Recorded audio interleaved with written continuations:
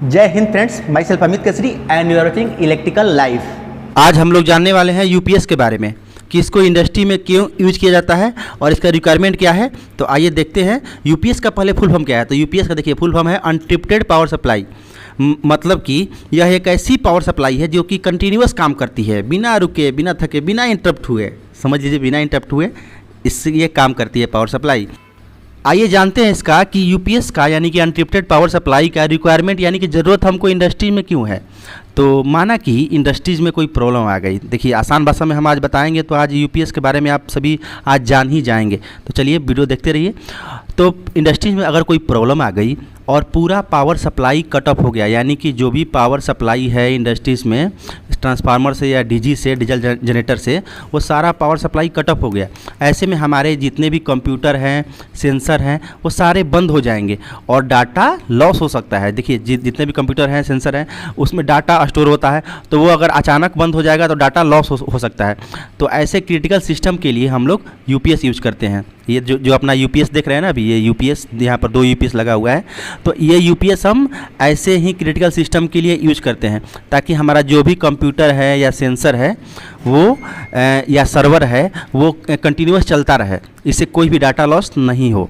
इसी के लिए हम लोग यूपीएस यूज़ करते हैं। तो आइए देखते हैं कि अब देखिए ये अंदर में इसका कुछ वायरिंग है, कनेक्शन है। इसको हम लोग और भी जगह यूज़ करते हैं, जैसे कि देखिए कंप्यूटर के लिए तो इस्तेमाल करते ही हैं, लेकिन कंट्रोल रूम में जो सर्वर होता है, पीएलसी होता है, पीएलसी सिस्टम जो होता है, उन सब में हम यूपीएस का ही पावर सप्लाई इस्तेमाल करते हैं। यानी कि यूपीएस हम लोग को एज ए बैकअप के लिए यूज़ करते हैं। अगर पूरा प्लांट का पावर ऑफ होता है यानी कि ब्लैकआउट होता है तो भी कंट्रोल रूम में हमको पावर चाहिए ही चाहिए, क्योंकि देखिए क्रिटिकल एरिया जो है वो कंट्रोल रूम है जहाँ कंटिन्यूअस पावर सप्लाई चाहिए, क्योंकि यहाँ से सारा चीज़ कंट्रोल होता है। यहाँ हम लोग यूपीएस का यूज़ करते हैं। और देखिए यूपीएस जो होता है वो सिंगल फेस में भी होता है और 3 फेस का भी होता है। ठीक है, ये जो अपना यूपीएस है ये सिंगल फेस का भी होता है, 3 फेस का भी होता है।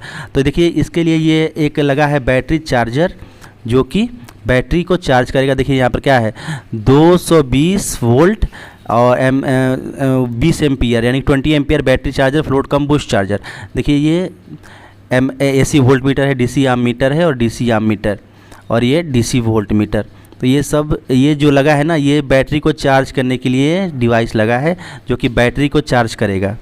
तो यूपीएस का बेसिक फंक्शन यही होता है कि समझ लीजिए कि मेन सप्लाई आती है और उससे AC में DC उसके अंदर रेक्टिफायर लगा होता है और वो AC से DC कन्वर्ट करता है और फिर ये DC ये जो है ये बैटरी में स्टोर होता है। देखिए और इससे चार्ज होता है, ये जो चार्जर है इससे बैटरी चार्ज होता है।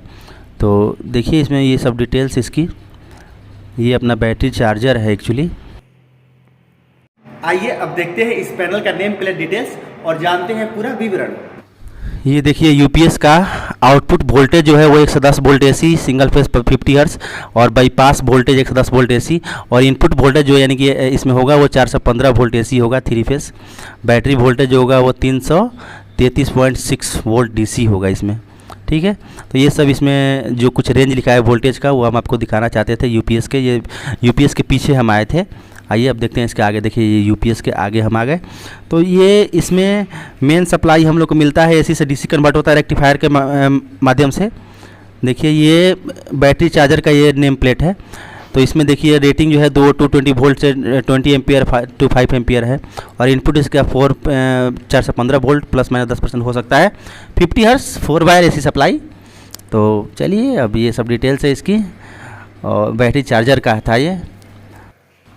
तो यूपीएस का बेसिक फंक्शन यही है कि मेन सप्लाई आता है और AC से DC में कन्वर्ट होता है रेक्टिफायर के माध्यम से, फिर वो बैटरी में स्टोर होता है DC, और फिर DC से AC कन्वर्ट होता है और फिर लोड जो भी लोड होता है उसमें जाता है। ठीक है, तो ये यूपीएस का बेसिक फंक्शन है और ये हम लोग यूज कर रहे हैं क्योंकि AC को देखिए AC को हम लोग स्टोर नहीं कर सकते हैं, तो इसलिए हम लोग यूपीएस यूज करते हैं ताकि हम DC को स्टोर कर सके और फिर उसको AC में कन्वर्ट करके और फिर हम अपने जितने भी ये सिस्टम है उसको हम दे सके। तो इसलिए हम लोग देखिए AC को हम लोग स्टोर नहीं कर सकते हैं, ये आप भी जानते होंगे।